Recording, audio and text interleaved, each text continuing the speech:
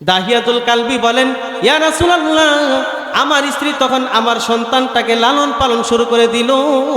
ওই সন্তানটার নাম ছিল জামিলা। ওই সন্তানটার নাম ছিল জামিলা।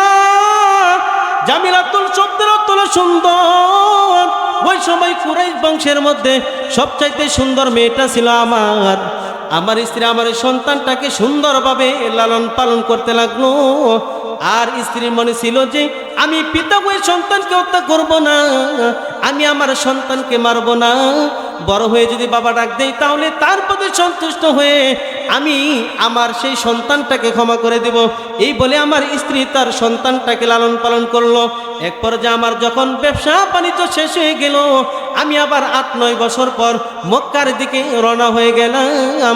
আমার যাওয়ার সংবাদ আমার স্ত্রী জানার পর আমার স্ত্রী আমার সন্তান জামিলাকে বললেন, জামিলা, তুমি তো জানো আরবের মধ্যে কন্যা সন্তান জন্মগ্রহণ করলে তার বাবারা তাকে হত্যা করে ফেলে। আমি তোমার বাবার অজান্তে তোমাকে লালন পালন করেছি, তোমাকে আমি অনেক কষ্ট দিয়েছি। সন্তান জামিলা আমার, তোমার বাবা যখন তোমার বাড়িতে আসবে তুমি সুন্দরভাবে তোমার বাবাকে আগে ঢাক দিবা বাবা বলে, তারপর তুমি তোমার বাবার কোলের মধ্যে উঠে যাইবা। ওই মাতার সন্তানকে বোঝায় তোমার বাবা যদি তোমাকে কোনো ধমক দেয় তাহলে তুমি তোমার বাবাকে কোনো ধমক দিবা না। তখনও সে ইহুদি, তখনও সে কাফের। ওই সন্তানের মা তার সন্তানকে শিক্ষা দেয়, তোমার বাবা যদি তোমাকে গালাগালি করে, যদি তোমার বাবা তোমাকে মারপিট করে, তারপরও তুমি কিন্তু তোমার বাবাকে তুমি কোনো কঠোর কথা বলবা না, কোনো আঘাত দিবা না, মনে কোনো কষ্ট রাখবা না। স্ত্রী তার সন্তানকে শিখায় বাবার সাথে কিভাবে ব্যবহার করতে হবে। এই যে বাবার সাথে ব্যবহারটা শিক্ষা নেন সাহাবায়ে কেরাম। ইসলাম ধর্ম গ্রহণের পূর্বে কাফের অবস্থায় তারা তার মা বাবাকে সম্মান করত। দাহিয়াতুল কালবি বলে, ইয়া রাসূলুল্লাহ, আমার স্ত্রী আমার সন্তানটাকে কথাগুলি শিক্ষা দিয়ে তাকে প্রস্তুত করে রাখলেন। ইয়া রাসূলুল্লাহ, আমি দাহিয়াতুল কালবি জানি না আমার পুত্র সন্তান হয়েছে কিনা কন্যা সন্তান হয়েছে, এই খোঁজখবর আমি নেই না। আমি মক্কার মধ্যে প্রবেশ করলাম, কতগুলি কাফের আমাকে বলল, দাহিয়া, তোমার গর্বে, তোমার স্ত্রী গর্বে কন্যা সন্তান জন্মগ্রহণ করেছে, তোমার স্ত্রী তাকে মারে নাই, তোমার স্ত্রী তাকে দাফন করে নাই। তুমি বাড়িতে যাওয়ার পর তোমার ওই কন্যার সন্তানটাকে তুমি দাফন করে ফেলবা, ওই আরবের মধ্যে তুমি তোমার সন্তানটাকে রাখতে পারবা না। দাহিয়াতুল কালবি মাঝপথ থেকে অনেক রাগান্বিত হয়ে গেলেন। নবীকে বলেন, ইয়া রাসূলুল্লাহ, আমি তখন এমন একটা ইচ্ছা নিয়ে আসলাম, যদি আমার স্ত্রী কন্যা সন্তান লালন পালন করে তাহলে স্ত্রীকে আমি ধমক দিব এবং আমার সন্তানটাকে আমি মেরে ফেলবো। এই কথা বলিয়া আমি যখন মক্কার ভিতরে প্রবেশ করলাম, আমার বাড়ির গেটের মধ্যে যখন গেলাম, দাহিয়াতুল কালবি বলি, ইয়া রাসূলুল্লাহ, আমি ওই গেটের মধ্যে করাঘাত করার পর সাথে সাথে দেখলাম একটা সুন্দর একটা মেয়ে। ওই মেয়েটার সাথে দরজাটা খুলে দিল। তার ওই মেয়ের চেহারাটা দেখে আমার অন্তরের মধ্যে মায়া হয়ে গেল। আমি তখন ওই মেয়েটার মায়ের মধ্যে পড়ে গেলাম। দাহিয়াতুল কালবি তখনও জানে না এই সন্তানটা যে তার মেয়ে। দাহিয়াতুল কালবি বলেন, ইয়া রাসূলুল্লাহ, এটা হলো আমার মেয়ে, তার নাম হলো জামিলা। ওই সন্তান আমি বাবাকে বাবা বলে ডাকলো। ওই সন্তান যখন আমি বাবাকে বাবা বলে ডাক দে, আমি বাবার গায়ের মধ্যে অনেক জোরে ধরে আমি বাবাকে বাবাকে বাবা বাবা ডাকতে ডাকতে অনেক আদর শুরু করে দিল। ওই সন্তান আমাকে তখন বলতে থাকলে, বাবা, অনেক কষ্ট করে আমার মা আমাকে লালন পালন করেছে। এই মক্কা নগরের মধ্যে কত মা এমন আছে, কত বাবা এমন আছে যাদের কন্যা সন্তানকে দাফন করেছিল, কিন্তু আমার মা আমাকে একা দাফন করে নাই, আমাকে লালন পালন করেছে। আমার মা এত কষ্ট করেছে, আমার মা অনেক কষ্ট করে আমাকে লালন পালন করেছে, আর বলেছে আপনি নাকি আমাকে দাফন করে ফেলবেন, জীবিত অবস্থায় মেরে ফেলবেন। দাহিয়াতুল কালবি ওই মেয়েটার কথা শুনে তার মনের মধ্যে মায়া লেগে গেল। ওই দাহিয়াতুল কালবি তার সন্তানটাকে তার কুলের মধ্যে নিল। দাহিয়াতুল কালবি বলে, ইয়া রাসূলুল্লাহ, আমি আমার সন্তানকে আদর করলাম, তারপর শয়তান এসে আমাকে ধোঁকা দিল। এই মক্কার মধ্যে তুমি তোমার সন্তানকে জীবিত রাখিও না। দাহিয়াতুল কালবি বলি, ইয়া রাসূলুল্লাহ, আমার মনটা আবার পাল্টে গেল। তখন আমি চিন্তা করলাম আমার এই কন্যা সন্তানটাকে আমি জীবন্ত দাফন করে ফেলবো। নাউজুবিল্লাহ। ওই বাবা দাহিয়াতুল কালবি বলি, ইয়া রাসূলুল্লাহ, সুন্দর বাচ্চা, এত সুন্দর মেয়েটাকে আমি নিয়ত করলাম তাকে দাফন করে ফেলবো। আমি আমার সন্তানটাকে কুলে ধরে নিলাম, ওই সন্তানটাকে নিয়ে তার মায়ের কাছে গেলাম। ওই মায়ের কাছে যাওয়ার পর তার মাকে সন্তানের আড়ালে নিয়ে তাকে ধমক দিলাম। আমি বললাম, কন্যা সন্তান যদি হয় তাহলে তুমি তাকে দাফন করে ফেলবা। ওই কন্যা সন্তানটাকে তুমি কেন লালন পালন করেছ? আমি তো এখন মক্কা নগরীতে বের হইতে পারি না, মানুষগুলি তো আমাকে অনেক ধমক দিয়ে কথা বলে। দাহিয়াতুল কালবে তার স্ত্রীকে আঘাত করে ওই স্ত্রী তার সন্তানকে বোঝায়, মা তুমি কোনো কষ্ট পেও না। স্ত্রী তার সন্তানকে বুঝাইতেছে, তোমার বাবা যতই আমাকে মারপিট করে তুমি কোনো কষ্ট পেও না। এক পর্যায়ে দাহিয়াতুল কালবি তার স্ত্রীকে মারপিট করে এমন একটা ইচ্ছা গ্রহণ করলেন, আমি আমার সন্তান এই জামিলাকে যেভাবে হোক আমি তাকে মেরে ফেলবো, আমি তাকে হত্যা করে ফেলবো। এই বলে দাহিয়াতুল কালবি মনের মধ্যে তার মেয়েকে মারার ইচ্ছা রাখে, আর বাহিরে প্রকাশ্যভাবে তার যে সন্তান আছে ওই জামিলাকে হাসি খুশিতে রাখে। দাহিয়াতুল কালবি বলে, ইয়া রাসূলুল্লাহ, একদিন আমি আমার স্ত্রীকে বললাম আমি আমার এই কন্যাটাকে নিয়ে ঘুরতে যাব, আমার কন্যাটাকে তুমি সুন্দরভাবে সাজিয়ে দাও। আলহামদুলিমান কদ্দার খায়রান ওয়া কবালা, আলহামদুলিমান কদ্দার খায়রান ওয়া কবালা, ওয়া শুকরু লিমান সাওয়ারা হুসনান ওয়া জামালা, ওয়া শুকরু লিমান সাওয়ারা হুসনান ওয়া জামালা। ফরদুন সামাদুন আন সিফাতিল খালকি বারিয়ুন, ফরদুন সামাদুন আন সিফাতিল খালকি বারিয়ুন, রব্বুন আযালিয়ুন খালাকাল খালকা কামালা, রব্বুন আযালিয়ুন খালাকাল খালকা কামালা। لا زد ولا ند ولا حد لمولاه، لا زد ولا ند ولا حد لمولاه، الآن كما كان ولم يلق زوالا، الآن كما كان ولم يلق زوالا। سبحانك لا علم لنا إلا ما علمتنا إنك أنت العليم الحكيم। হাটুভাঙ্গা কান্দাপাড়া জামে মসজিদ ও নুরানিয়া ফুরকানিয়া হাফিজিয়া মাদ্রাসার উদ্যোগে আয়োজিত ওয়াজ ও মাহফিলের মধ্যে আমাদেরকে আল্লাহ পাক রব্বুল আলামিন আসার এবং বসার তৌফিক দান করেছেন।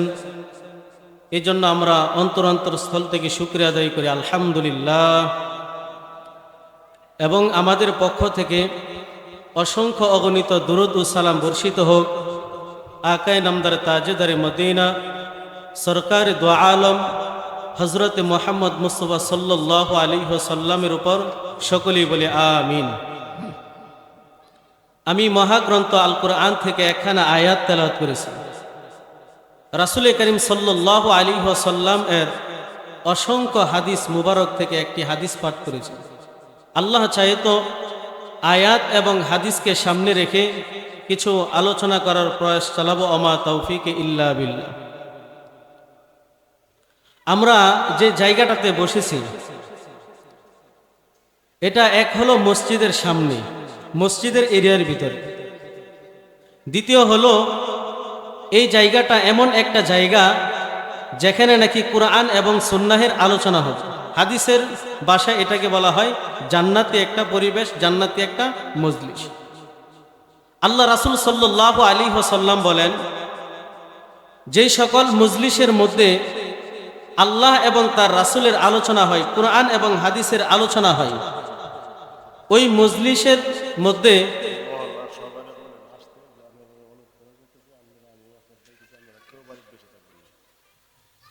তো আল্লাহ পাক রব্বুল আলামিন এই মজলিসের মধ্যে তার রহমতকে বর্ষণ করেন। কেমন ভাবে রহমত বর্ষিত হয়? বৃষ্টির মতো। বৃষ্টি যেমন আসমান থেকে যখন বৃষ্টি শুরু হয়ে যায়, জমিনের মধ্যে বৃষ্টি যেভাবে পড়ে, এই সকল মজলিসের মধ্যে আল্লাহ পাক রব্বুল আলামিন এর রহমত সেই বৃষ্টির চাইতে আরো গতিতে পড়তে থাকে সুবহানাল্লাহ। তো আমরা এখানে যারা আসি, এক হলো মসজিদের সামনে, আল্লাহ রাসূল হাদিসের মধ্যে বলেন আল্লাহ পাক রব্বুল আলামিনের কাছে দুনিয়ার মধ্যে সবচাইতে প্রিয় জায়গা হলো মসজিদ এবং সবচাইতে নিকৃষ্ট জায়গা হলো বাজার, বিভিন্ন আড্ডাখানা যেখানে দুনিয়াবি কথা হয়, ওইগুলি হলো আল্লাহ তাআলার কাছে সবচাইতে নিকৃষ্ট স্থান। আর সবচেয়ে উত্তম স্থান হলো মসজিদ এবং যেখানে কোরআন এবং সুন্নাহের আলোচনা হয়। তো আমরা এখানে যারা আছি, আমরা উত্তম জায়গার মধ্যে আছি। আল্লাহ রাসূল সাল্লাল্লাহু আলাইহি ওয়াসাল্লাম হাদিসের মধ্যে উম্মতকে যেই জায়গার মধ্যে আসার কথা বলেছেন, আমরা সেই জায়গাতে আসছি সুবহানাল্লাহ। হাদিসের মধ্যে আছে কুরআন এবং হিকমা এই জিনিসটা আল্লাহ সবাইকে দেন না। কুরআন এবং সুন্নাহ বুঝার দায়িত্ব আল্লাহ তাআলা এটা সবাইকে দেন না। ঠিক তেমনি ভাবে ওই আলোচনাগুলি শোনার জন্য আল্লাহ সবাইকে তৌফিক দেন না। আল্লাহ তাদেরকেই তৌফিক দেন যাদেরকে আল্লাহ তাআলা পছন্দ করেন সুবহানাল্লাহ। তো আমরা এখানে যারা আছি, এই প্যান্ডেলে যারা বসছি, পর্দার মধ্যে মা বোনেরা যারা শুনতেছি, আমরা হলাম আল্লাহ তাআলার প্রিয় মাহবুব বান্দা এবং বান্দা। আর যারা নাকি এখানে না এসে রাস্তাঘাটে ঘোরাফেরা করতেছি, দোকানে বসে আছি, ঘরের মধ্যে বসে আছি, অযথা গল্প গুজব করতেছি, তারা নিকৃষ্ট জায়গার মধ্যে আছে। বুঝতে হবে আল্লাহ তাআলা তাদেরকে এখনো ডাক দেন। তো আমাদের উচিত হলো এই সকল মজলিসের মধ্যে আসা, এই মজলিসে এসে সবক গ্রহণ করা, শিক্ষা গ্রহণ করা। তো আমরা এখনো যারা এলাকাতে আছি, যারা এলাকাতে ঘোরাফেরা করতেছি, সকলের কাছে আমার আহ্বান, আপনারা সকলেই এই মাহফিলের মধ্যে চলে আসুন। হতে পারে আজকের এই যে যতক্ষণ আলোচনা চলবে, এই সময়টা যদি আপনি এখানে দেন, এই জান্নাতি মজলিসের মধ্যে দেন, তাহলে আল্লাহ তাআলা এর উছিলাই আপনাকে নাজাতের ব্যবস্থা করে দিবেন সুবহানাল্লাহ।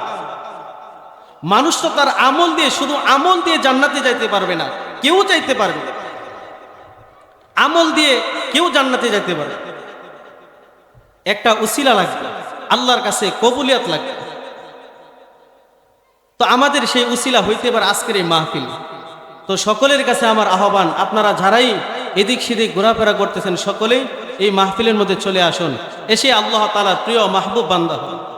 এখন আপনার কাছে ফায়সালার বিষয়, যদি আপনি রাস্তাঘাটে ঘুরেন, তাহলে বুঝতে হবে আল্লাহ তাআলা আপনাকে এই মাহফিলের জন্য কবুল করছেন না, আপনি সেই নাফরমান বান্দাদের অন্তর্ভুক্ত হয়ে রয়েছেন। আর যদি আপনি এখানে আসেন, তাহলে বুঝতে হবে আল্লাহ তাআলা আপনাকে পছন্দ করেছেন, আল্লাহ তাআলা আপনাকে মহব্বত করেছেন, যে জন্য আল্লাহ তাআলা আপনাকে এখানে আনছেন। তো এখন আপনি নিজেরটা নিজেই সিদ্ধান্ত নেন, আপনি কি মাহফিলের বাহিরে থাকবেন নাকি ভিতরে আসবেন। তো যারা যেখানে আছেন সবাই এই প্যান্ডেলের মধ্যে চলে আসুন। আর মা বোনেরা যারা আছেন, আপনারাও আপনাদের কাজকর্ম এখন একটু ফেলে রেখে এই কোরআন সুন্নাহের বয়ানগুলি শোনেন। আল্লাহ তাআলা হতে পারে এই উসিলাই আপনাদেরকেও জান্নাত দান করবেন। তো আমি যে আয়াত এখানে তেলাওয়াত করেছি, আল্লাহ পাক রব্বুল আলামিন ওই আয়াতের মধ্যে দুনিয়ার যত মানুষ আছে, সে মুসলমান হোক, অমুসলিম হোক, মুসলিম হোক, হিন্দু, বুদ্ধ, খ্রিস্টান, ইহুদি, নাসারা, যত রকমের মানুষ আছে, সকলকে আল্লাহ তাআলা সম্বোধন করে কিছু কথা বলেছেন। এই আয়াতের মধ্যে আল্লাহ তাআলা সকল মানুষকে শামিল রাখছেন। অনেক আয়াতের মধ্যে আল্লাহ তাআলা শুধু ঈমানদারকে ডাক দেন, যেমন ইয়া আইয়ুহাল্লাযীনা আমানুত্তাকুল্লাহ। এই আয়াতের মধ্যে আল্লাহ শুধু ঈমানদারকে বলছেন আমি আল্লাহ তাআলাকে ভয় করব। বিভিন্ন আয়াতে আল্লাহ তাআলা ঈমানদারদেরকে সম্বোধন করে বলেন। আর এই আয়াতের মধ্যে আল্লাহ তাআলা সকল মানুষকে একত্রিত করেছেন, কি বলেন? কুল ইয়া ইবাদিয়াল্লাযীনা আসরাফু আলা আনফুসিহিম লা তাকনাতু মির রাহমাতিল্লাহ ইন্নাল্লাহা ইয়াগফিরুয যুনুবা জামিআ ইন্নাহু হুয়াল গফুরুর রহিম। আল্লাহ আমাদের নবীকে বলেন, কুল নবী আপনি বলে দেন, ইয়া ইবাদিয়াল্লাযীনা, হে আমার বান্দাগণ, হে আমার বান্দা এবং বান্দিগণ, পুরুষ মহিলা সকলকেই সম্বোধন করে বলেন। পুরুষ এবং মহিলা উভয় শ্রেণী, মুসলিম এবং অমুসলিম উভয় দলকে আল্লাহ বলেন ইবাদিয়াল্লাযীনা, আমার বান্দা।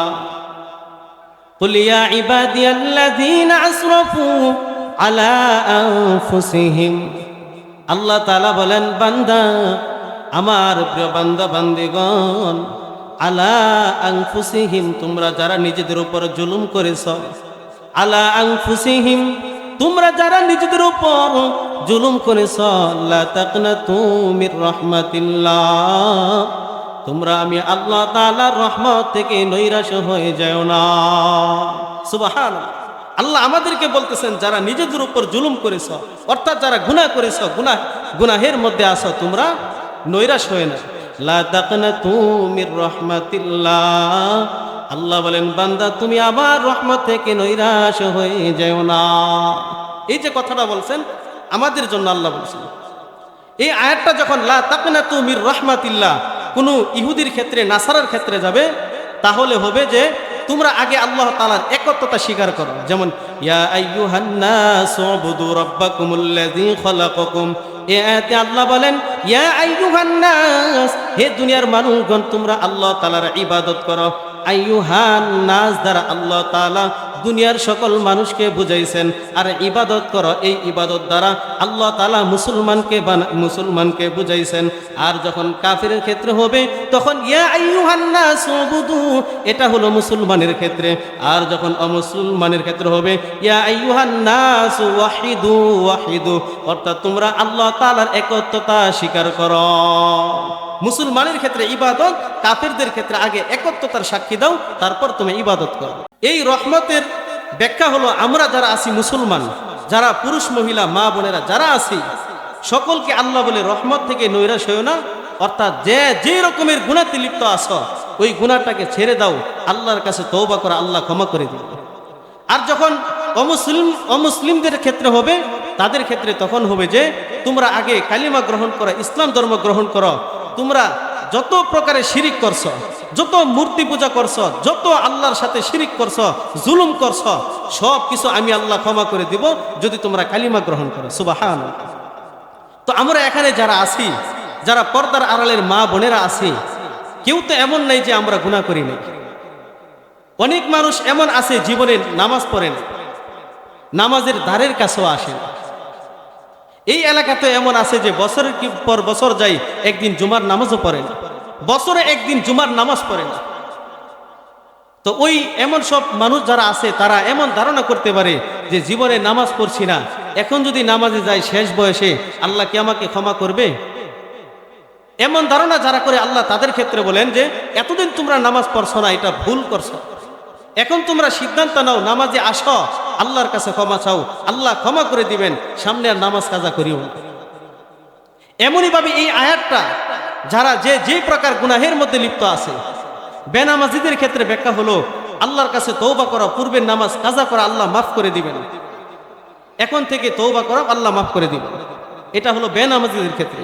আর যারা পর্দা করে না, যারা পর্দার ভিতর আসে না, এই তাদের ক্ষেত্রে হলো যে এতদিন অনেকে ধারণা করতে পারেন এত বছর হয়ে গেছে, ছোট কাল থেকে নিয়ে এখন আমার বয়স 40-50 বছর, এতদিন আমি পর্দা করি নাই, আল্লাহ কি আমাকে ক্ষমা করবে? এই যে একটা ধারণা, এমন ধারণা যদি কেউ করে যে আমাকে কি আল্লাহ তাআলা ক্ষমা করবে?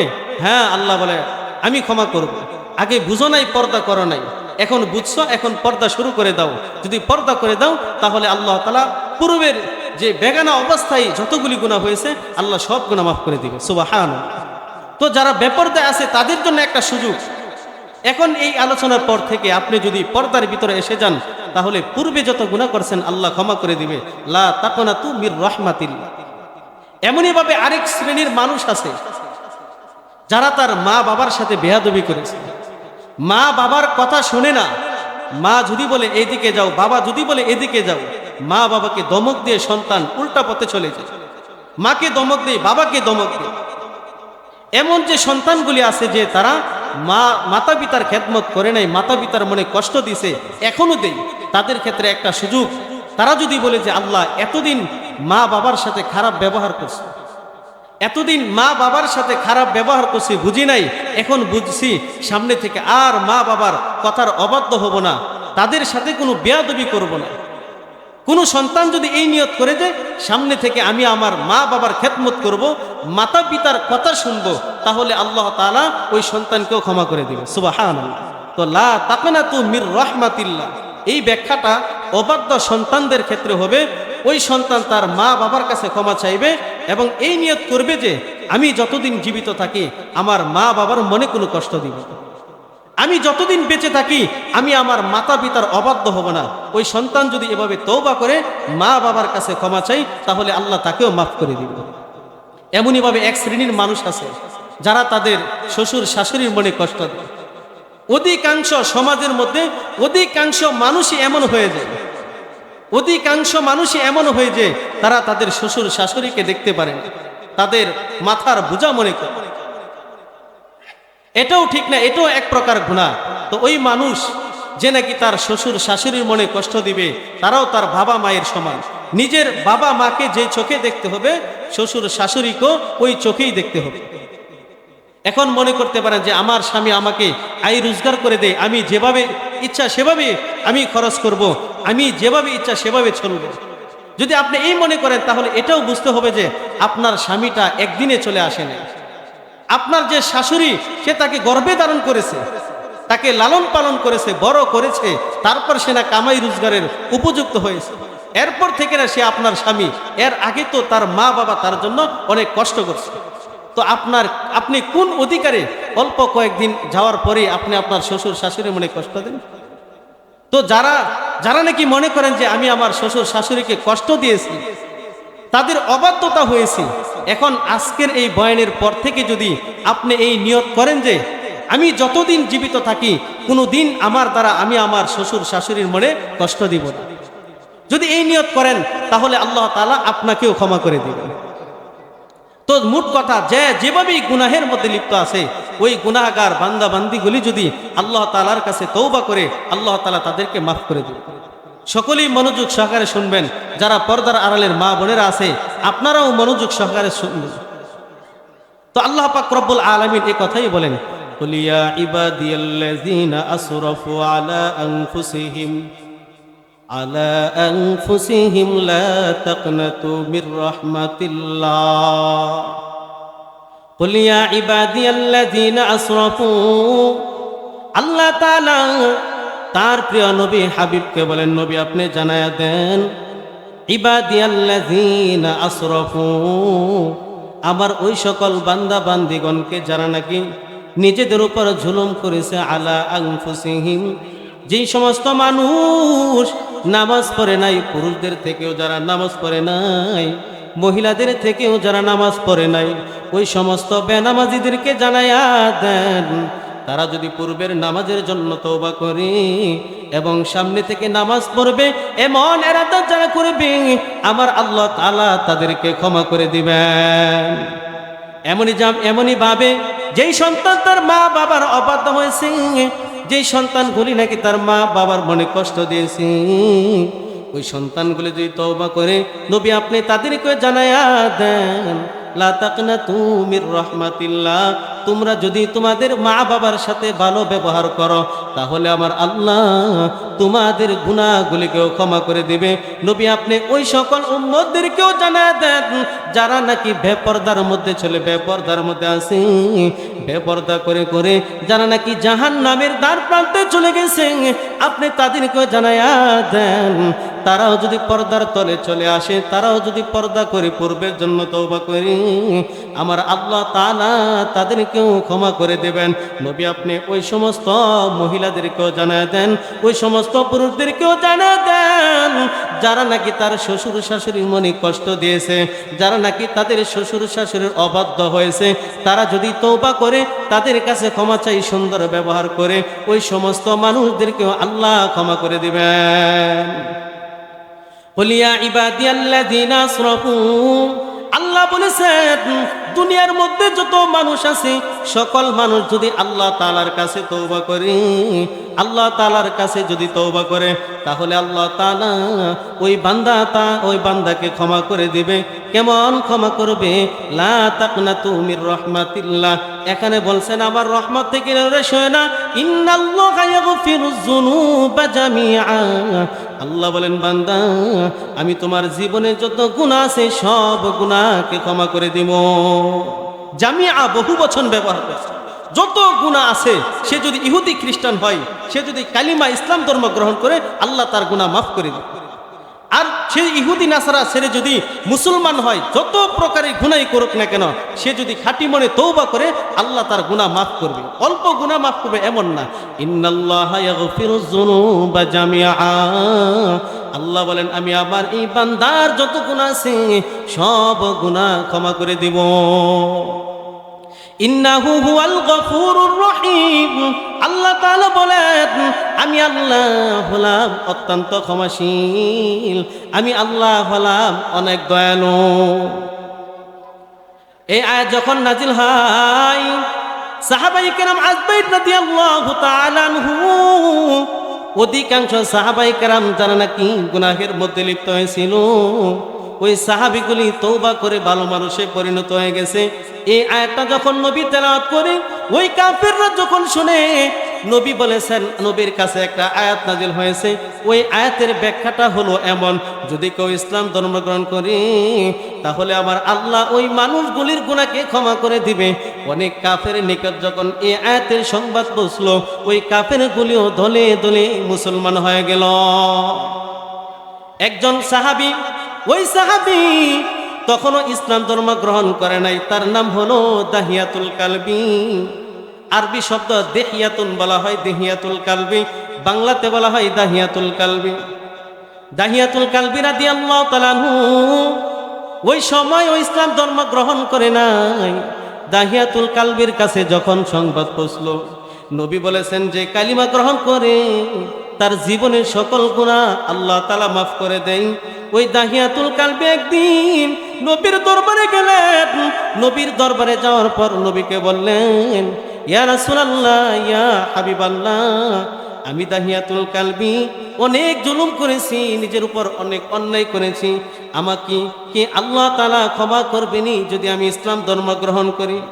দাহিয়াতুল কালবি নবীর কাছে গিয়ে বলতেছেন, অনেক গুনাহ করছি, জীবনে মা বাবার অনেক অবাধ্য হয়েছি, অনেক গুনাহের মধ্যে লিপ্ত ছিলাম, কত নাফরমানের কাজ করছি, আমি যদি এখন ইসলাম ধর্ম গ্রহণ করি তাহলে আল্লাহ কি আমাকে ক্ষমা করবে কিনা? দাহিয়াতুল কালবি নবীকে এই কথা বলার পর নবী বলেন, দাহিয়াতুল কালবি, তুমি যেই পরিমাণ গুনাহ করো না কেন, তুমি যদি কালিমা গ্রহণ করো, ইসলাম ধর্ম গ্রহণ করো, তাহলে আমার আল্লাহ তোমার জীবনের সকল গুনাহগুলিকে ক্ষমা করে দিবেন। দাহিয়াতুল কালবি বলে, ইয়া রাসূলুল্লাহ, আমি এমন গুনাহ করেছি যে গুনাহ ক্ষমা করার মতো না, আমার মনে হয় না আল্লাহ আমাকে ক্ষমা করবে। দাহিয়াতুল কালবি নবীকে বলে, ইয়া রাসূলুল্লাহ, এমন একটা গুনাহ করেছি, এমন একটা গুনাহ করেছি, এখন কাফের হওয়ার পরেও অন্তরের মধ্যে শুধু কেমন অশান্তি অশান্তি লাগে, খাইতে গেলেও খাইতে পারি না, ঘুমাইতে গেলেও ঘুমাইতে পারি না, এমন একটা অশান্তির মধ্যে আছি। আল্লাহ যদি আমারে ক্ষমা করে দেয় তাহলে আমি দাহিয়াতুল কালবিও ইসলাম ধর্ম গ্রহণ করব এবং আমার সব কিছু ছেড়ে দিয়ে আপনার পিছনে চলে আসব। যখন এভাবে বলতেছেন, নবী বলে, তুমি যে পরিমাণ গুনাহ করা আল্লাহ তোমারে মাফ করবে, তুমি আগে কালিমা গ্রহণ করো। দাহিয়াতুল কালবি তখন নবীকে বলি, ইয়া রাসূলুল্লাহ, আমি এমন গুনাহ করেছি যে গুনাহ আমার মনে হয় না আল্লাহ ক্ষমা করবে। দাহিয়াতুল কালবি যখন নবীকে বলতে চাই না, নবী বারবার দাহিয়াতুল কালবিকে বলে, দাহিয়াতুল কালবি, তুমি যদি ধর্ম গ্রহণ করো, ইসলাম ধর্মটাই গ্রহণ করো, আল্লাহ ক্ষমা করে দিবে। তুমি তোমার গুনাহের কথাটা আমাকে বলো, আমি দেখি তোমার কি পরিমাণ গুনাহ আছে। দাহিয়াতুল কালবি বলে, ইয়া রাসূলুল্লাহ, আমি যখন আরবের মধ্যে থাকি, ওই আরবের মধ্যে একটা নিয়ম প্রচলিত হয়েছিল। এই আরবের মধ্যে, মক্কা নগরীর মধ্যে যদি কারো কোনো কন্যা সন্তান জন্মগ্রহণ করে, তাহলে ওই কন্যা সন্তানটাকে জীবিত দাফন করে ফেলতে হবে। আর যদি পুত্র সন্তান হয় তাহলে পুত্র সন্তানটাকে লালন পালন করবে। এমন একটা নিয়ম ছিল যে যদি পুত্র সন্তান হয় তাহলে লালন পালন করবে, আর যদি কোনো কন্যা সন্তান, মেয়ে সন্তান জন্মগ্রহণ করে তাহলে তাকে মেরে ফেলতে হবে। এমন একটা নিয়ম তখন কাফেরদের মধ্যে ছিল।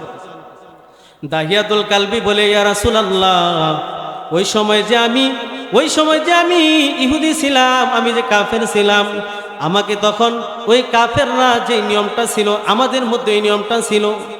এক সময় আমি আমার স্ত্রী যখন গর্ভবতী হয়, আমার স্ত্রী এক সময় গর্ভবতী হয়েছিল, তখন আমিও এমন নিয়ত করলাম যে যদি কন্যা সন্তান হয় তাহলে আমার কন্যা সন্তানটাকে জীবিত দাফন করে দিব, আর যদি পুত্র সন্তান হয় তাহলে তাকে আমি লালন পালন করব।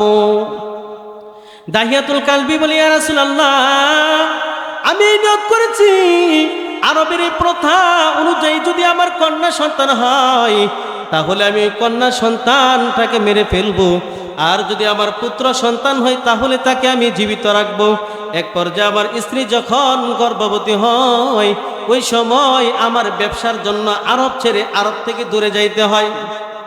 দাহিয়াতুল কালবি বলে, ইয়া রাসূলুল্লাহ, আমি আরব ছেড়ে ওই মক্কা নগরী ছেড়ে ব্যবসার জন্য দূরে সফরে আমাকে যেতে হয়। ওই সফরের জন্য আমি রওনা হয়ে গেলাম। যাওয়ার পথে আমি আমার স্ত্রীকে বললাম, যদি তোমার গর্ভে যে সন্তানটা আছে যদি পুত্র সন্তান হয় তাহলে সুন্দর করে লালন করবা, আর যদি কন্যা সন্তান হয় তাহলে ওই কন্যা সন্তানটাকে তুমি জীবন্ত অবস্থায় দাফন করে দিবা। পিতা তার সন্তানের জন্য পিতা তার মাতার কাছে বলে গেছেন, যদি সন্তান আমার পুত্র হয় তাহলে তাকে লালন পালন করবা, আর যদি কন্যা সন্তান হয় তাহলে তাকে জীবন্ত দাফন করে ফেলবে। বাবা এই কথা বলে ব্যবসার জন্য চলে গেল। দাহিয়াতুল কালবি রাদিয়াল্লাহু তাআলা আনহু এই কথা বলার পর উনি ব্যবসার জন্য মক্কা নগরী ছেড়ে চলে গেল, আর স্ত্রীকে ধমক দিয়ে যায়, যদি কন্যা সন্তান তুমি লালন পালন করো, যদি কন্যা সন্তান তুমি লালন পালন করো তাহলে আমি তোমার উপর অনেক আঘাত করব, অনেক টর্চারিং করব। এই কথা বলে দাহিয়াতুল কালবি চলে গেল। ওই তার স্ত্রী তখন মক্কার মধ্যে ছিলেন, স্ত্রী গর্ভবতী হয়ে গেলেন।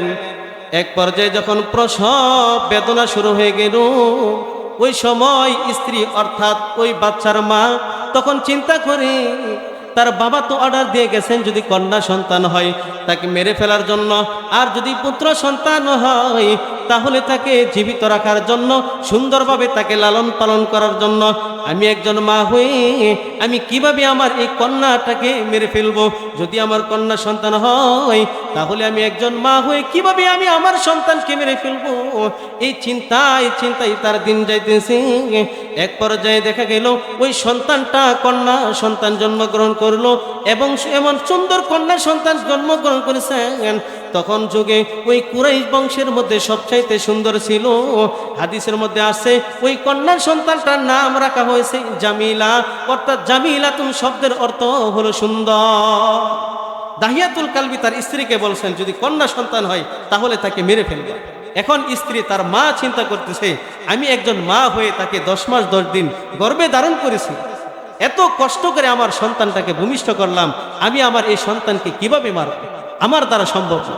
তারপর তার স্ত্রী চিন্তা করতেছেন, আমি তাকে লালন পালন শুরু করে দেই, যদি আমার স্বামী আসে এত সুন্দর বাচ্চা যখন তাকে বাবা বলে ডাক দিবে হয়তো মেয়েটাকে মেনে নিবে, এই মেয়েটাকে আর মানবে না। দাহিয়াতুল কালবি বলে, ইয়া রাসূলুল্লাহ, ইয়া হাবিবাল্লাহ, আমার স্ত্রী ওই সন্তানটাকে তখন লালন পালন করতে লাগলো। ওই সন্তান তখন ভূমিষ্ঠ হয়ে গেল।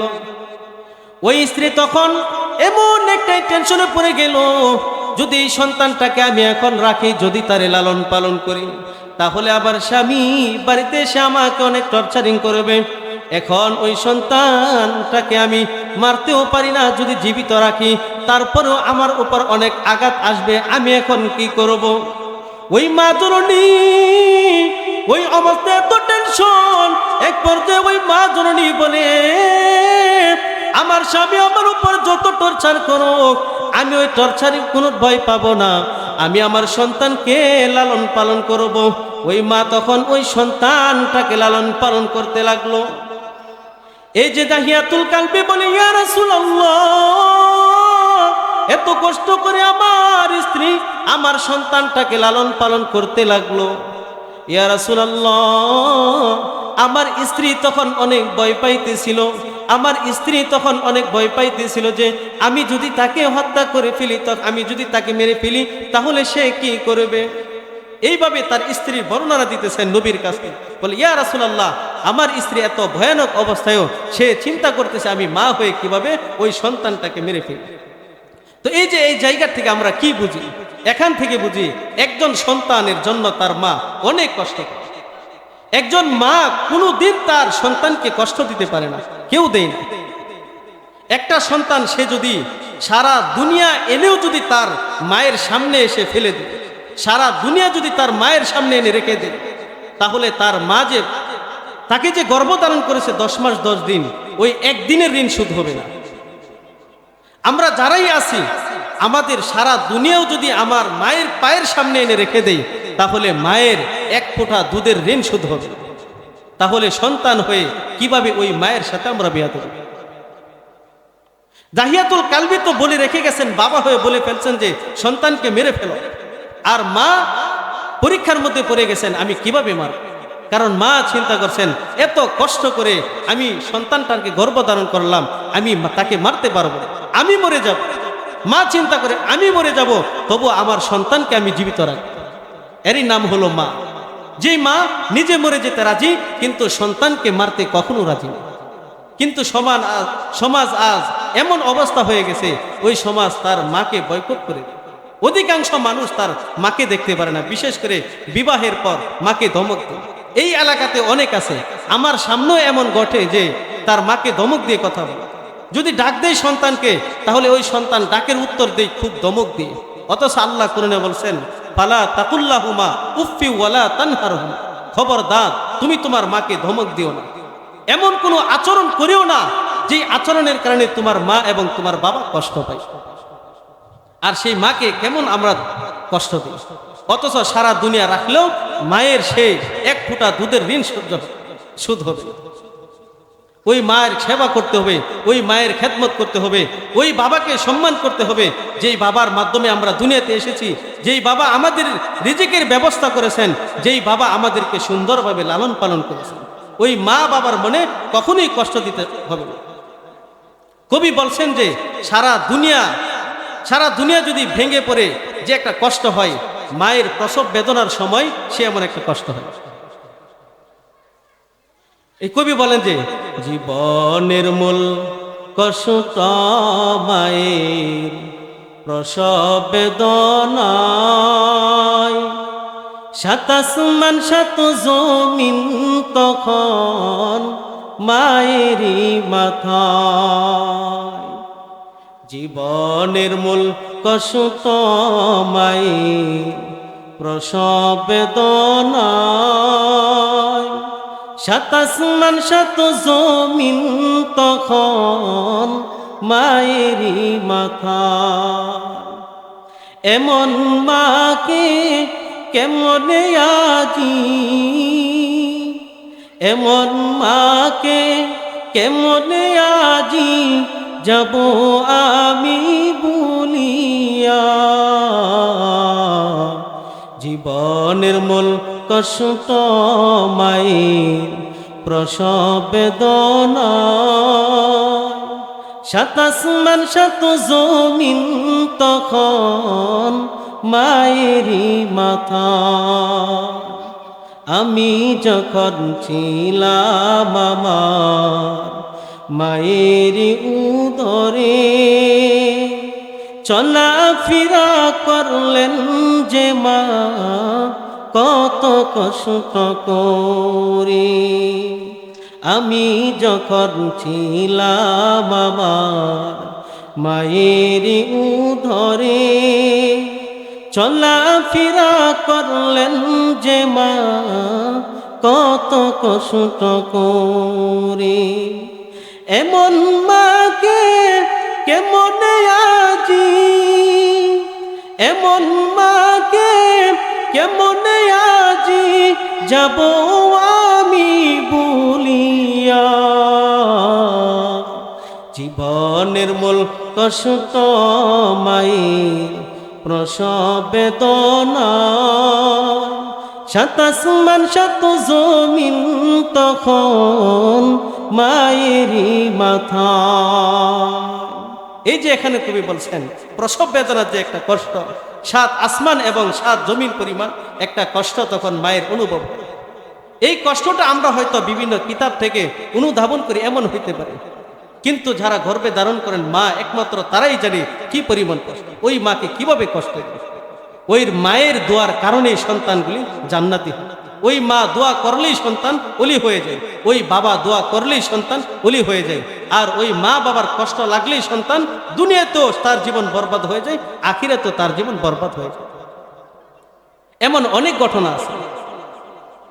এই জন্য আল্লাহ তাআলা বলেন, এ আমার বান্দা বান্দিগণ, তোমরা যারা নাকি মা বাবার অবাধ্য হয়ে জুলুম করেছ তোমাদের মা বাবার উপর, ওই সন্তানগুলি আমি আল্লাহ তাআলার কাছে ক্ষমা চাও। এই যে মা, এই যে বাবা, ওই মা বাবার সম্মান আল্লাহ তাআলা কেমন দিয়েছেন, আল্লাহ তাআলা কেমন বাড়িয়ে দিয়েছেন। ওই মা বাবা দোয়া করলে বাইজিদ বুস্তামি রহমাতুল্লাহি আলাইহির মতো ওলি হয়ে যায়।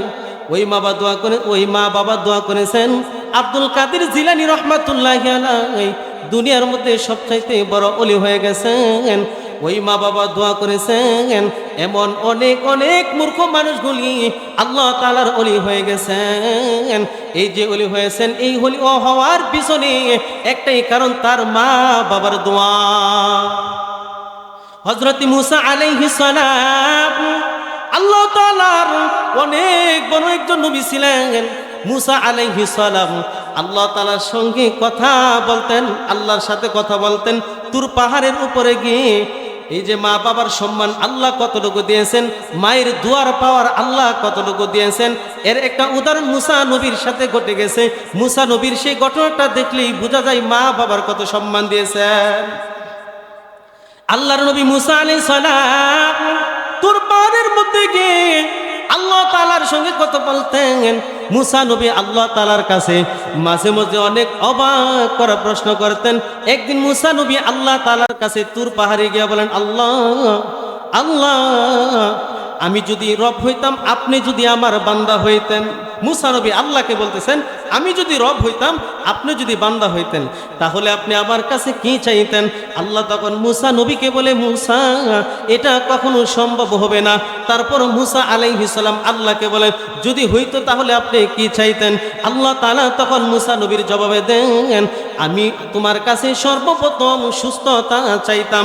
আরেকদিন মুসা নবী আল্লাহর কাছে প্রশ্ন করেন, আল্লাহ, আমি যদি আল্লাহ হইতাম, আপনি যদি মুসা হইতেন, তাহলে আমি মুসার কাছে আপনি খাবারের জন্য কি চাইতেন? আল্লাহ তাআলা মুসা নবীর প্রশ্নের জবাবে দেন, আমি তখন খাবারের জন্য তোমার কাছে দুধ চাইতাম। একদিন মুসা আলাইহিস সালাম আল্লাহর কাছে প্রশ্ন করলেন, আল্লাহ, আমি তো একজন নবী, নবীদের জন্য জান্নাত, আমাকে আপনি জান্নাত দান করবেন। তাহলে আমি যে জান্নাতের মধ্যে যাব, আমার জান্নাতের মধ্যে আমার বন্ধু কে হবে, আমার সাথী কে হবে, ওই সাথীটার বিষয়ে আমাকে একটু খবর দেন। মুসা নবী আল্লাহর কাছে বলছেন যে, আল্লাহ, আমি যে জান্নাতে যাব, জান্নাতে আমার সাথী কে হবে, আমার বন্ধু কে হবে, এমন একটা জবাব। আল্লাহ পাক রব্বুল আলামিন মুসা আলাইহিস সালাম এই কথা শোনার পর আল্লাহ তাআলা মুসা নবীকে বলেন, মুসা, তুমি একজন নবী, তোমার সাথে যে জান্নাতে যাইবে, তোমার যে জান্নাতে বন্ধুটা হইবে, তোমার যে খাদেমটা হইবে, সে হবে তোমার এলাকার একজন কসাই। একজন কসাই হবে নবীর বন্ধু, তাও আবার জান্নাতের মধ্যে। মুসা আলাইহিস সালাম আল্লাহর জবাব শুনে অবাক হয়ে গেলেন। একজন কসাই কিভাবে আমার বন্ধু হবে, ওই কসাইটা কিভাবে জান্নাতের মধ্যে যাবে? সে তো সারাদিন বাজারের মধ্যে গোশত কাটে, তার কি আমল আমি মুসা নবী যাচাই করব। মুসা আলাইহিস সালাম ওই কসাইয়ের পিছনে লেগে গেলেন তার আমল জানার জন্য।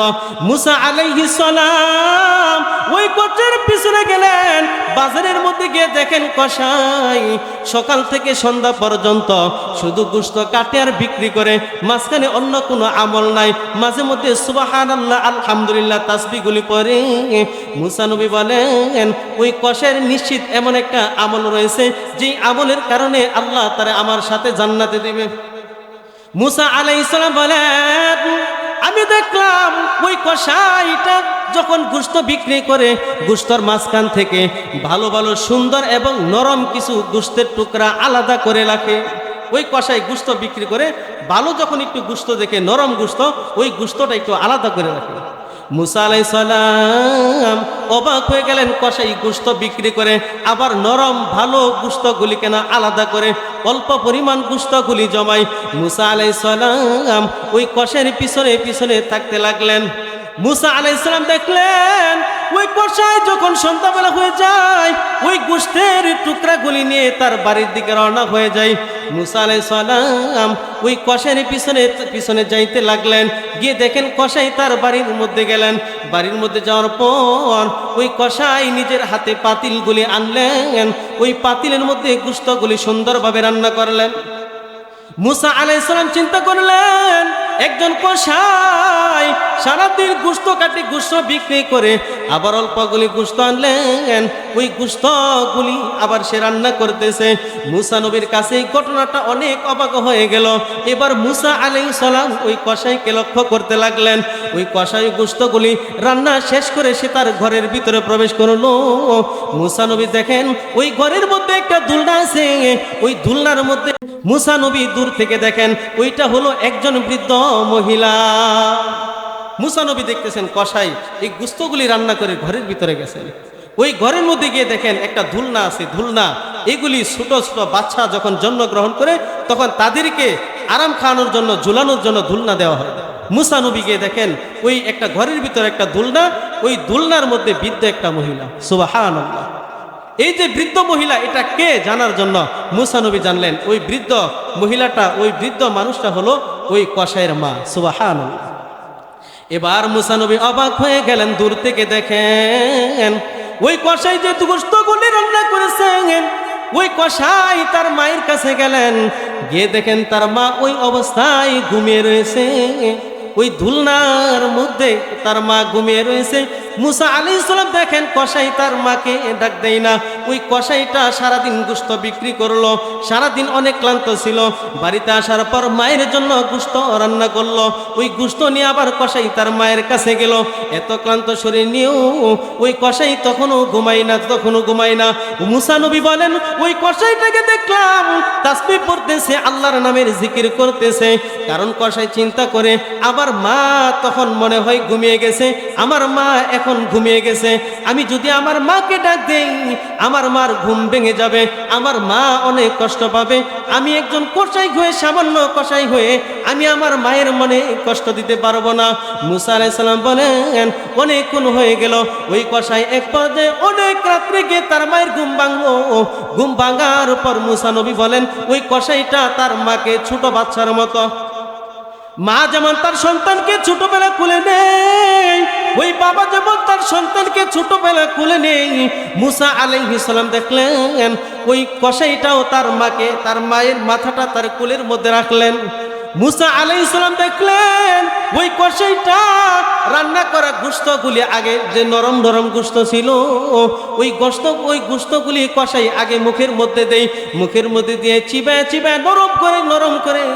নরম করার পর ওই গোশতগুলি তার মায়ের মুখের মধ্যে দেয়। ওই মা এত কষ্ট করে সন্তান রান্না করেছে, সন্তান যে এত কষ্ট করে মায়ের খেদমত করে, ওই মা ওই কষাইয়ের ঘটনাটা দেখে মাও অবাক হয়ে গেলেন। আমার সন্তান কত কষ্ট করে, তারপরও সন্তান আমি মাকে কষ্ট দেই না, তারপরও সন্তান আমি মাকে ভুলে যাই না। মুসা নবী দেখেন ওই যে বৃদ্ধ মহিলাটা, ওই বৃদ্ধ মাটা তখন তার সন্তানের জন্য দোয়া করে, আল্লাহ আমার এই সন্তান, আমার কষাই সন্তান সারাদিন অনেক কষ্টের মধ্যে লিপ্ত থাকে, সারাদিন বাজারের মধ্যে কাজ করে অনেক কষ্ট করে, এত কষ্ট করার পর আমি মায়ের কথা ভুলে যাই না। গোশত বিক্রি করার মাঝখান দিয়েও ভালো ভালো গোশতগুলি অল্প অল্প করে আমি মায়ের জন্য জমায়েত করে ওই গোশতগুলি প্রতিদিন এনে আমি মাকে রান্না করে খাওয়াই। আল্লাহর কাছে ওই বৃদ্ধ মা তার সন্তানের জন্য দোয়া করে, ওই মা তার সন্তানের জন্য দোয়া করে, আল্লাহ আমার এই সন্তান যে কষ্ট করেছে, আমার এই সন্তান যে আমাকে লালন পালন করেছে, ওই সন্তানটাকে আল্লাহ, ওই সন্তানটাকে আপনি এমন একটা জায়গাতে রাখবেন, এমন একটা জান্নাত দিবেন, ওই সন্তানটাকে এমন একটা জায়গার মধ্যে রাখবেন, ওই সন্তানটাকে এমন একটা মানুষের সাথে রাখবেন যিনি নাকি জান্নাতি এবং যিনি নাকি নবী হবেন, তিনি হলেন হযরত মুসা আলাইহিস সালাম। মা সন্তানের জন্য দোয়া করছেন, আল্লাহ আমার সন্তানকে আপনি মুসা নবীর সাথে জান্নাতে দিয়ে দিন। সুবহানাল্লাহ। মা তার সন্তানের জন্য দোয়া করছে, ওই দোয়া কি আর মিস হবে? ওই দোয়া মিস হবে না। মুসা আলাইহিস সালাম তখন আবার তুর পাহাড়ের মধ্যে চলে গেলেন। মুসা নবী আল্লাহ তাআলার কাছে বলেন, আল্লাহ, আমার যে সফর সঙ্গী, আমার যে জান্নাতের সাথী, অনেক ভালো একজন সাথী পাইলাম, অনেক ভাগ্যগত একটা সন্তান পাইলাম। ওই সন্তানটা তার মা বাবার খেদমত করার কারণে, মা বাবাকে সম্মান করার কারণে নবীর সঙ্গে জান্নাত তুমি দিয়ে দিলা। আল্লাহ, আমি ওই কষাইয়ের প্রতি সন্তুষ্ট, আপনিও সন্তুষ্ট হয়ে যান। ওই কষাইকে নিয়ে আমি পরপারে জান্নাতের মধ্যে থেকে যাব। এই যে মায়ের দোয়ার কারণে ওই কষাইটা জান্নাতে হয়ে গেল, তাও আবার নবীর সঙ্গে। সুবহানাল্লাহ। অতএব বোঝা গেল ওই মা বাবার মনের মধ্যে কষ্ট দিবেন। এখানে যারা আছেন, যারা পর্দার আড়ালের মা বোনেরা আছেন, অনেক মেয়েও এমন আছে তার মাকে ধমক দেয়, মাকে গালি দেয়। এটা কোনো সন্তানের মুখে শোভা পায় না। সন্তান তার মা বাবাকে ভালোবাসবে, আদরে ডাক দিবে। সন্তান তার মা বাবার সাথে সুন্দর ব্যবহার করতে পারে, অভদ্র ব্যবহার করতে পারে, তাকে ধমক দিতে পারে না, তার কথার অবাধ্য হইতে পারে। তো যারাই এতদিন যেভাবে তার মা বাবার উপর জুলুম করছেন, আপনারাও তওবা করেন, আল্লাহ আপনাদেরকে মাফ করে দেন। তো এই যে মা এত সম্মানী, এত সম্মান মা, ওই যে দাহিয়াতুল কালবি, ওই যে দাহিয়াতুল কালবি তার স্ত্রী এখন চিন্তার মধ্যে পড়ে গেলেন, আমি একজন মা হয়ে আমার সন্তানকে কিভাবে হত্যা করি। ওই যে দাহিয়াতুল কালবি নবীর কাছে গেছেন, যে বলছেন, আমাকে আল্লাহ কি ক্ষমা করবে কিনা, আমি আমার সন্তানকে তো জীবন্ত দাফন করেছিলাম। ওই ঘটনা নবীকে বলে। দাহিয়াতুল কালবি বলেন, ইয়া রাসূলুল্লাহ, আমার স্ত্রী তখন আমার সন্তানটাকে লালন পালন শুরু করে দিল। ওই সন্তানটার নাম ছিল জামিলা। ওই সন্তানটার নাম ছিল জামিলা। জামিলাতুল শব্দের অর্থ হলো সুন্দর। ওই সময় কুরাইশ বংশের মধ্যে সবচাইতে সুন্দর মেয়েটা ছিল আমার স্ত্রী আমার সন্তানটাকে সুন্দরভাবে লালন পালন করতে লাগলো। আর স্ত্রীর মনে ছিল যে আমি পিতা ওই সন্তানকে হত্যা করব না, আমি আমার সন্তানকে মারব না, বড় হয়ে যদি বাবা ডাক দেই তাহলে তার প্রতি সন্তুষ্ট হয়ে আমি আমার সেই সন্তানটাকে ক্ষমা করে দেব। এই বলে আমার স্ত্রী তার সন্তানটাকে লালন পালন করলো। এক পর্যায়ে আমার যখন ব্যবসা বাণিজ্য শেষ হয়ে গেল, আমি আবার 8-9 বছর পর মক্কার দিকে রওনা হয়ে গেলাম। আমার যাওয়ার সংবাদ আমার স্ত্রী জানার পর আমার স্ত্রী আমার সন্তান জামিলাকে বললেন, জামিলা, তুমি তো জানো আরবের মধ্যে কন্যা সন্তান জন্মগ্রহণ করলে তার বাবারা তাকে হত্যা করে ফেলে। আমি তোমার বাবার অজান্তে তোমাকে লালন পালন করেছি, তোমাকে আমি অনেক কষ্ট দিয়েছি। সন্তান জামিলা আমার, তোমার বাবা যখন তোমার বাড়িতে আসবে তুমি সুন্দরভাবে তোমার বাবাকে আগে ঢাক দিবা বাবা বলে, তারপর তুমি তোমার বাবার কোলের মধ্যে উঠে যাইবা। ওই মা তার সন্তানকে বোঝায়, তোমার বাবা যদি তোমাকে কোনো ধমক দেয় তাহলে তুমি তোমার বাবাকে কোনো ধমক দিবা না। তখনও সে ইহুদি, তখনও সে কাফের। ওই সন্তানের মা তার সন্তানকে শিক্ষা দেয়, তোমার বাবা যদি তোমাকে গালাগালি করে, যদি তোমার বাবা তোমাকে মারপিট করে, তারপরও তুমি কিন্তু তোমার বাবাকে তুমি কোনো কঠোর কথা বলবা না, কোনো আঘাত দিবা না, মনে কোনো কষ্ট রাখবা না। স্ত্রী তার সন্তানকে শিখায় বাবার সাথে কিভাবে ব্যবহার করতে হবে। এই যে বাবার সাথে ব্যবহারটা শিক্ষা নেন সাহাবায়ে কেরাম। ইসলাম ধর্ম গ্রহণের পূর্বে কাফের অবস্থায় তারা তার মা বাবাকে সম্মান করত। দাহিয়াতুল কালবি বলে, ইয়া রাসূলুল্লাহ, আমার স্ত্রী আমার সন্তানটাকে কথাগুলি শিক্ষা দিয়ে তাকে প্রস্তুত করে রাখলেন। ইয়া রাসূলুল্লাহ, আমি দাহিয়াতুল কালবি জানি না আমার পুত্র সন্তান হয়েছে কিনা কন্যা সন্তান হয়েছে, এই খোঁজখবর আমি নেই না। আমি মক্কার মধ্যে প্রবেশ করলাম, কতগুলি কাফের আমাকে বলল, দাহিয়া, তোমার গর্ভে, তোমার স্ত্রী গর্ভে কন্যা সন্তান জন্মগ্রহণ করেছে, তোমার স্ত্রী তাকে মারে নাই, তোমার স্ত্রী তাকে দাফন করে নাই, তুমি বাড়িতে যাওয়ার পর তোমার ওই কন্যার সন্তানটাকে তুমি দাফন করে ফেলবা, ওই আরবের মধ্যে তুমি তোমার সন্তানটাকে রাখতে পারবা না। দাহিয়াতুল কালবি মাঝপথ থেকে অনেক রাগান্বিত হয়ে গেলেন। নবীকে বলেন, ইয়া রাসূলুল্লাহ, আমি তখন এমন একটা ইচ্ছা নিয়ে আসলাম, যদি আমার স্ত্রী কন্যা সন্তান লালন পালন করে তাহলে স্ত্রীকে আমি ধমক দিব এবং আমার সন্তানটাকে আমি মেরে ফেলবো। এই কথা বলিয়া আমি যখন মক্কার ভিতরে প্রবেশ করলাম, আমার বাড়ির গেটের মধ্যে যখন গেলাম, দাহিয়াতুল কালবি বলি, ইয়া রাসূলুল্লাহ, আমি ওই গেটের মধ্যে করাঘাত করার পর সাথে সাথে দেখলাম একটা সুন্দর একটা মেয়ে। ওই মেয়েটার সাথে দরজাটা খুলে দিল। তার ওই মেয়ের চেহারাটা দেখে আমার অন্তরের মধ্যে মায়া হয়ে গেল। আমি তখন ওই মেয়েটার মায়ের মধ্যে পড়ে গেলাম। দাহিয়াতুল কালবি তখনও জানে না এই সন্তানটা যে তার মেয়ে। দাহিয়াতুল কালবি বলেন, ইয়া রাসূলুল্লাহ, এটা হলো আমার মেয়ে, তার নাম হলো জামিলা। ওই সন্তান আমি বাবাকে বাবা বলে ডাকলো। ওই সন্তান যখন আমি বাবাকে বাবা বলে ডাক দে, আমি বাবার গায়ের মধ্যে অনেক জোরে ধরে আমি বাবাকে বাবাকে বাবা বাবা ডাকতে ডাকতে অনেক আদর শুরু করে দিল। ওই সন্তান আমাকে তখন বলতে থাকলে, বাবা, অনেক কষ্ট করে আমার মা আমাকে লালন পালন করেছে। এই মক্কা নগরীর মধ্যে কত মা এমন আছে, কত বাবা এমন আছে যাদের কন্যা সন্তানকে দাফন করেছিল, কিন্তু আমার মা আমাকে একা দাফন করে নাই, আমাকে লালন পালন করেছে। আমার মা এত কষ্ট করেছে, আমার মা অনেক কষ্ট করে আমাকে লালন পালন করেছে, আর বলেছে আপনি নাকি আমাকে দাফন করে ফেলবেন, জীবিত অবস্থায় মেরে ফেলবেন। দাহিয়াতুল কালবি ওই মেয়েটার কথা শুনে তার মনের মধ্যে মায়া লেগে গেল।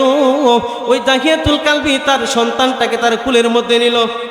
দাহিয়াতুল কালবি বলি, ইয়া রাসূলুল্লাহ, আমি আমার সন্তানকে আদর করলাম, তারপর শয়তান এসে আমাকে ধোঁকা দিল।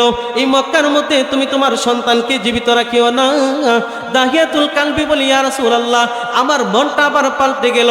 তখন আমি চিন্তা করলাম আমার এই কন্যা সন্তানটাকে আমি জীবন্ত দাফন করে ফেলবো। নাউজুবিল্লাহ। ওই বাবা দাহিয়াতুল কালবি বলি, ইয়া রাসূলুল্লাহ, এত সুন্দর মেয়ে, এত সুন্দর বাচ্চা, এত সুন্দর মেয়েটাকে আমি নিয়ত করলাম তাকে দাফন করে ফেলবো। আমি আমার সন্তানটাকে কুলে জড়িয়ে নিলাম। ওই সন্তানটাকে নিয়ে তার মায়ের কাছে গেলাম।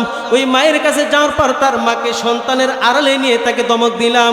আমি বললাম, কন্যা সন্তান যদি হয় তাহলে তুমি তাকে দাফন করে ফেলবা। ওই কন্যা সন্তানটাকে তুমি কেন লালন পালন করেছ? আমি তো এখন মক্কা নগরীতে বের হইতে পারি না, মানুষগুলি তো আমাকে অনেক ধমক দিয়ে কথা বলে। দাহিয়াতুল কালবি তার স্ত্রীকে আঘাত করে ওই স্ত্রী তার সন্তানকে বুঝায়, মা তুমি কোনো কষ্ট পেও না। স্ত্রী তার সন্তানকে বুঝাইতেছে, তোমার বাবা যতই আমাকে মারপিট করে তুমি কোনো কষ্ট পাও না। এক পর্যায়ে দাহিয়াতুল কালবি তার স্ত্রীকে মারপিট করে এমন একটা ইচ্ছা গ্রহণ করলেন, আমি আমার সন্তান এই জামিলাকে যেভাবে হোক আমি তাকে মেরে ফেলবো, আমি তাকে হত্যা করে ফেলবো। এই বলে দাহিয়াতুল কালবি মনের মধ্যে তার মেয়েকে মারার ইচ্ছা রাখে, আর বাহিরে প্রকাশ্যভাবে তার যে সন্তান আছে ওই জামিলাকে হাসি খুশিতে রাখে। দাহিয়াতুল কালবি বলি, ইয়া রাসূলুল্লাহ, একদিন আমি আমার স্ত্রীকে বললাম আমি আমার এই কন্যাটাকে নিয়ে ঘুরতে যাব, আমার কন্যাটাকে তুমি সুন্দরভাবে সাজিয়ে দাও। দাহিয়াতুল কালবি তার স্ত্রীকে বলতেছেন, আমার এই সন্তানটাকে তুমি সাজিয়ে দাও, আমি আমার মেয়েকে নিয়ে মক্কা নগরীতে ঘুরতে যাব। তখন দাহিয়াতুল কালবির অন্তরে হলো এই এরাদা, এই ইচ্ছা যে ঘুরার কথা বলে নিয়ে আমি আমার সন্তানকে জীবন্ত দাফন করে ফেলব। দাহিয়াতুল কালবি যখন এই ইচ্ছা করলেন যে তাকে আমি দাফন করে ফেলবো, এই কথা বলে দাহিয়াতুল কালবি এটা তার মনে মনে ইচ্ছা, আর প্রকাশ্যে তার স্ত্রীকে বলতেছে আমি তাকে নিয়ে ঘুরতে যাব। দাহিয়াতুল কালবি বলে, ইয়া রাসূলুল্লাহ, আমি আমার স্ত্রীকে বললাম তুমি তাকে সাজিয়ে দাও। ইয়া রাসূলুল্লাহ, আমার মেয়ে জামিলাকে অনেক সুন্দরভাবে সাজিয়ে দেই। আমার মেয়ে জামিলাকে সাজিয়ে দেই। সাজিয়ে দেওয়ার পর আমি আমার সন্তানটাকে নিয়ে আমার বাড়ি থেকে রওনা হয়ে গেলাম। জামিলা তখন আমাকে বাবা বলে ডাকে আর জড়িয়ে দিলে বলে, বাবা আমার, এই মক্কা নগরীর মধ্যে কত বাবা আছে তাদের কন্যা সন্তানকে মেরে ফেলে, আর তুমি আমার এত বড় ভালো বাবা, মারার পরিবর্তে তুমি আমাকে ঘুরতে নিয়ে যাও।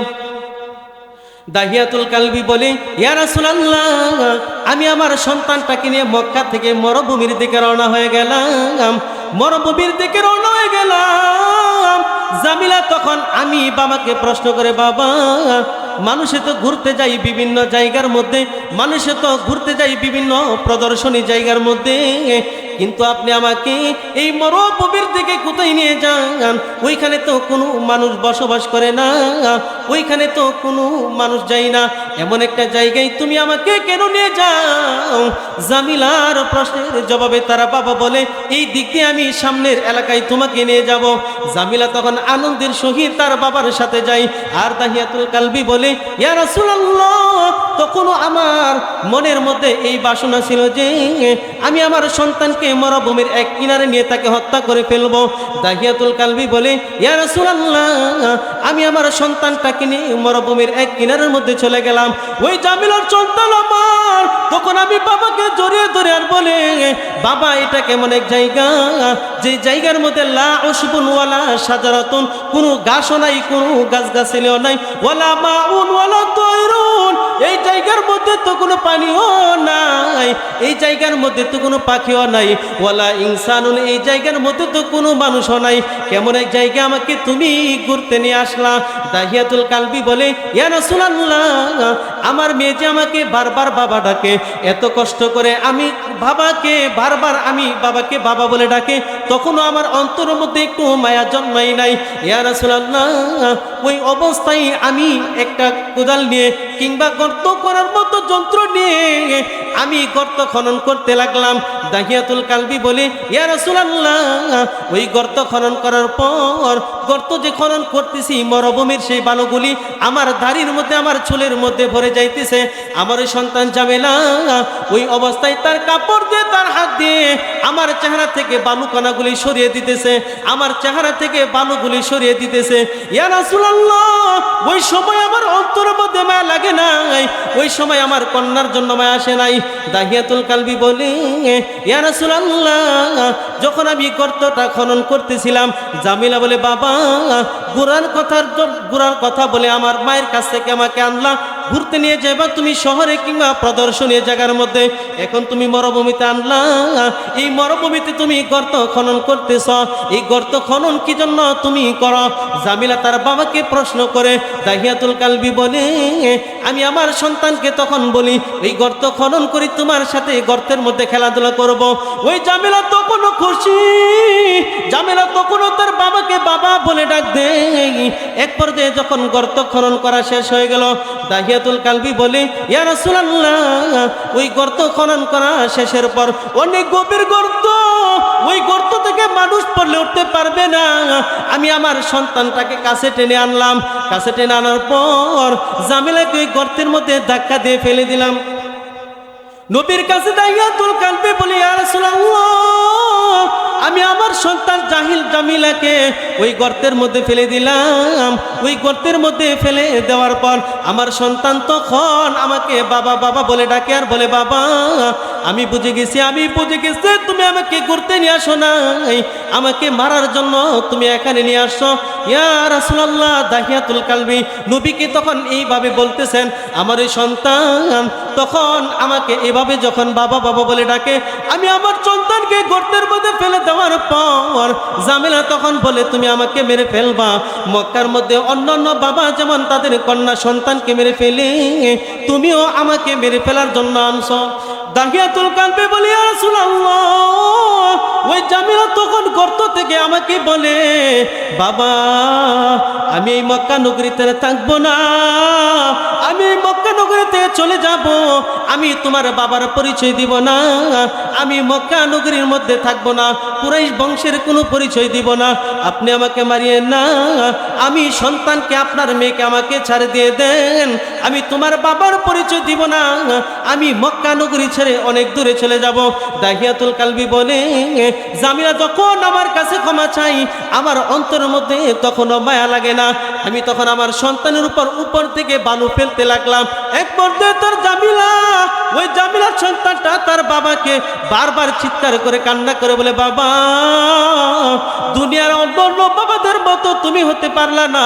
তার বাবাগুলি সন্তানকে কত সুন্দর করে লালন পালন করে, বাবা মানুষে তোমাকে কন্যা সন্তানের বাবা বলবে, এই ভয়ে তুমি আমাকে মেরে ফেলতেছ। ওই জামিলা তখন অনেক কাকুতে মিনতি করে। দাহিয়াতুল কালবি বলে, ইয়া রাসূলুল্লাহ, আমার অন্তরের মধ্যে তখনও কোনো মায়া আসে নাই, শেষ পর্যন্ত ওই সন্তানটাকে আমি দাফন করে ফেললাম। ওই সন্তানটাকে যে দাফন করলাম, দাফন করার পর থেকে আমার সন্তানের চিৎকারগুলি আমার কানে বেজে ওঠে। খাইতে গেলেও তো আমি খাইতে পারি না, ঘুমাইতে গেলেও অন্তরের মধ্যে অশান্তি সৃষ্টি হয়ে যায়। ইয়া রাসূলুল্লাহ, এত বড় গুনাহ করেছি, এত বড় গুনাহ করেছি, আমার আল্লাহ তাআলা কি আমার গুনাহগুলি ক্ষমা করবে কিনা? দাহিয়াতুল কালবি যখন নবীকে এই কথা বললেন, তখন নবী করিম সাল্লাল্লাহু আলাইহি সাল্লাম দাহিয়াতুল কালবিকে বললেন, দাহিয়া, অনেক বড় গুনাহ তুমি করে ফেলেছো, অনেক জুলুম তুমি করে ফেলেছো, তারপর তুমি যেহেতু বেঈমান, তুমি যেহেতু ইহুদি, তুমি যেহেতু নাসারা, তুমি ইসলাম ধর্ম গ্রহণ করো, আমার আল্লাহ তাআলা তোমাকে ক্ষমা করে দিবেন। সুবহানাল্লাহ। এত বড় গুনার পরেও, গুনাহ করার পরেও দাহিয়াতুল কালবিকে নবী বলে তুমি তওবা করো। এই দাহিয়াতুল কালবির জন্য তখন রাসূল ইয়া তেলাওয়াত করলেন, কুলিয়া ইবাদিয়াল্লাযিনা আসরাফু আলা আনফুসিহিম লা তাকনাতু মির রাহমাতিল্লাহ। আল্লাহ নবীকে বলে, নবী জানায় দেন, আমার বান্দা যত পরিমাণ গুনাহ করুক না কেন, যত পরিমাণ গুনাহ করুক না কেন, ওই বান্দা যদি তওবা করে, লা তাকনাতু মির রাহমাতিল্লাহ, আমি আল্লাহর রহমত থেকে যেন নৈরাশ হয়ে না যায়। ইন্নাল্লাহা ইয়াগফিরুয যুনুবা জামিআ, আমি আল্লাহ আমার বান্দার সকল গুনাহগুলিকে ক্ষমা করে দিব। তো আমরা সবাই যে যে প্রকার গুনাহের মধ্যে আছি, গুনাহগুলি ছেড়ে দিই, গুনাহ ছেড়ে দিয়ে গুনাহ মুক্ত জীবন করি, নামাজ দিয়ে আমাদের জীবনটাকে পরিচালনা করি।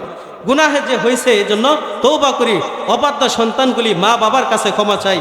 মা বাবা যদি দুনিয়াতে জীবিত না থাকে, কবরের পাশে গিয়ে তাদের জন্য দোয়া করি, আল্লাহর কাছে দোয়া চাই।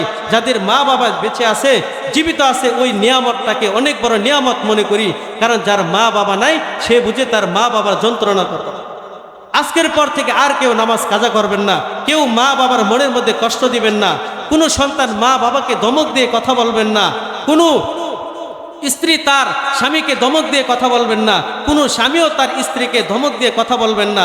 হাদিসের মধ্যে আসে, যেই স্বামীর প্রতি তার স্ত্রী সন্তুষ্ট থাকে, যেই স্বামীর প্রতি তার স্ত্রী সন্তুষ্ট থাকে, ওই স্বামী যদি মৃত্যুবরণ করে, স্ত্রী যদি আল্লাহর কাছে দোয়া করে, আল্লাহ আমার স্বামীকে আপনি জান্নাত দেন, তখন আল্লাহ তাআলা ওই স্বামীকে জান্নাত দান করেন। সুবহানাল্লাহ। তেমনিভাবে আরেক হাদিস আসছে, কোনো স্ত্রীর প্রতি যদি তার স্বামী সন্তুষ্ট থাকে, স্বামী যদি দোয়া করে, আল্লাহ আমার স্ত্রীকে আপনি জান্নাত দান করেন, স্বামীর দোয়া কবুল করে আল্লাহ তাআলা স্ত্রীকেও জান্নাত দান করেন। কাজেই স্বামী স্ত্রীর মধ্যে সম্পর্ক ভালো থাকতে হবে। স্ত্রীকেও ধমক দিবেন না, অযথা মারপিট করবেন না, তাদের উপর জুলুম করবেন না। স্ত্রীরাও স্বামীদের প্রতি অবিচার করবেন না, জুলুম করবেন না, তাদেরকেও ধমক দিবেন না। সুন্দরভাবে থাকতে হবে এবং শ্বশুর শাশুড়ির খেদমত করবেন। মহিলাদের জান্নাতে যাওয়া একেবারেই সহজ, অল্প কয়েকটা আমল। যদি 5 ওয়াক্ত নামাজ পড়ে, পর্দার ভিতরে থাকে, মা বাবার সাথে সুন্দর ব্যবহার করে এবং শ্বশুর শাশুড়ির মনে কোনো কষ্ট না দেয়, তাদের সাথে সুন্দরভাবে চলে, তাহলে আল্লাহ তাআলা ওই মহিলাদেরকে জান্নাত দান করবেন। সুবহানাল্লাহ। তো যেই কথাগুলি বললাম, আল্লাহ পাক রব্বুল আলামিন আমি সহ আমাদের সকলকে আমল করা তৌফিক দান করেন। আমিন। ওয়া আখিরু দাওয়ানা আনিল হামদুলিল্লাহি রাব্বিল আলামিন। নাসরুম মিনাল্লাহি ওয়া ফাতহুন করিম ওয়া বাশশিরিল মুমিনিন। আসসালামু আলাইকুম ওয়া রাহমাতুল্লাহি ওয়া বারাকাতুহু।